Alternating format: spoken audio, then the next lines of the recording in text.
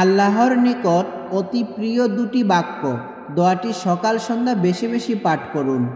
সুবহানাল্লাহি ওয়া বিহামদিহি সুবহানাল্লাহিল আযীম। আল্লাহ পাকের ক্ষমা ও দয়া লাভের দোয়া। রব্বিগফির ওয়ারহাম ওয়া আনতা খায়রুর রাহিমিন। গুনাহ মাফের দোয়া। রব্বানা আমান্না ফাগফির লানা ওয়ারহামনা ওয়া আনতা খায়রুর রাহিমিন। রিজিক বৃদ্ধি ও আপদ বিপদে সাহায্য লাভের আমল।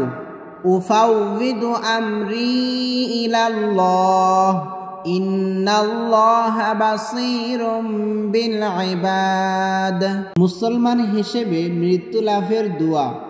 আল্লাহুম্মা আনতা ওয়ালিয়্যি ফিদ দুনিয়া ওয়াল আখিরাহ তাওয়াফফানি মুসলিমান ওয়া আলহিকনি বিস সালিহিন।